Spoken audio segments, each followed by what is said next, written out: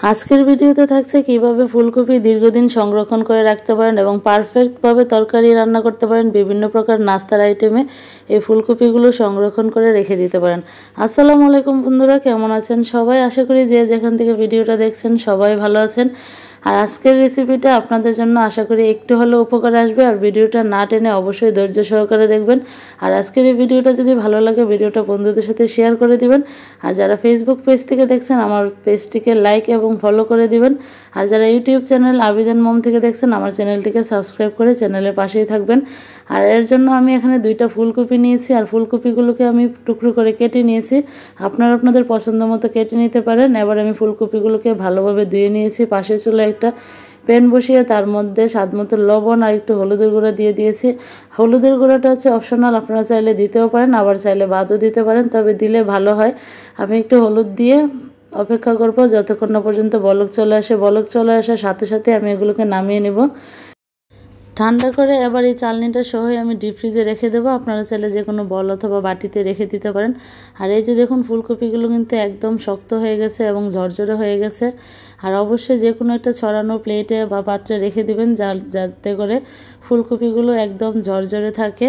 এই তো ফুলকপিগুলোকে আমি আলাদা করে নিচ্ছি। কিছুটা আমি রেখে দেবো রমজান স্পেশাল ইফতারির জন্য, ইফতারিতে যেন পাকোড়া যে কোনো নাস্তার আইটেম তৈরি করতে পারি। আর বাকিগুলোকে আমি আজকে মাছ দিয়ে রান্না করে দেখাবো ফ্রোজেন ফুলকপি কিভাবে সহজভাবে রান্না করতে পারেন। তার জন্য এখানে আমি রুই মাছ, টমেটো আর আলু নিয়েছি। রুই মাছগুলোকে আমি স্বাদমতো লবণ, হলুদ, মরিচ দিয়ে চুলায় একটা কড়াই বসিয়ে মাছগুলোকে আমি ভেজে নিচ্ছি। ভেজে নেওয়ার পর এখানে সামান্য একটু স্বাদমতো লবণ দিয়ে ফুলকপিগুলোকে আমি ভেজে নিচ্ছি। যেহেতু ফুলকপিতে আগে থেকেই হলুদ দেওয়া আছে, এখন আর হলুদ দিলাম না, এমনিতেই ফুলকপিগুলোকে ভেজে নিচ্ছি। ফুলকপিগুলো ভাজা হয়ে গেছে, এখন আমি এর মধ্যে আলুগুলো ভেজে নেব। সামান্য একটু তেল দিয়ে, একটু হলুদ, একটু লবণ দিয়ে আমি আলুগুলোকে ভেজে নিচ্ছি। আলুগুলোকে দিয়ে ভালোভাবে নেড়েচেড়ে ঢাকনা দিয়ে আমি ভেজে নেব। যখন আলুটা কিছুটা সেদ্ধ হয়ে আসবে এর মধ্যে আমি টমেটোগুলো দিয়ে দিব আর দিয়ে দিব সাথে পেঁয়াজ কুচি। পেঁয়াজ কুচিটা টমেটো দেওয়ার আগেই দিয়ে দিতে হবে। দিয়ে কিছুক্ষণ নেড়েচেড়ে টমেটোগুলো দিয়ে দিলাম। এখন এর মধ্যে দিয়ে দেবো স্বাদমতো লবণ, একটু মরিচের গুঁড়া আর একটু হলুদের গুঁড়া। যেহেতু আমি ধনিয়ার গুঁড়া খুব কম খাই সেজন্য আমি অল্প একটু ধনিয়ার গুঁড়া দিলাম। দিয়ে এবার সবগুলো মশলা ভালোভাবে নেড়েচেড়ে মিশিয়ে কিছুক্ষণ কষিয়ে নেব। এরপর আমি উপর থেকে ফুলকপি আর মাছগুলোকে দিয়ে ঢাকনা দিয়ে ঢেকে দিব পরিমাণ মতো পানি দিয়ে, যেন ভালোভাবে সবজিগুলো সিদ্ধ হয়ে যায়। আর দিয়ে দিলাম স্বাদ মতো কাঁচামরিচ।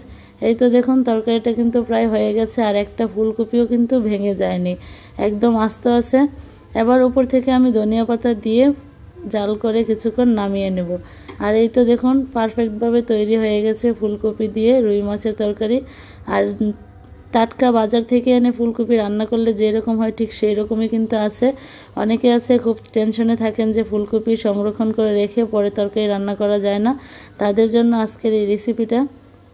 এখন আপনাদেরকে পরিবেশন করে দেখাচ্ছি। আর এই যে দেখুন মাশাআল্লাহ কত সুন্দর তরকারিটা হয়ে গেছে আর একটা ফুলকপিও কিন্তু ভাঙে নাই। আপনারা চাইলে এভাবে কিন্তু ফুলকপি সংরক্ষণ করে 12 মাস খেতে পারেন। আশা করি আজকের এই ভিডিওটা ভালো লেগেছে। ভালো লাগলে ভিডিওটা বন্ধুদের সাথে শেয়ার করে দিবেন। আর এরকম নিত্য নতুন রেসিপি পেতে আবিদান মম পেজের সাথেই থাকবেন। ভালো থাকবেন সবাই, আল্লাহ হাফেজ।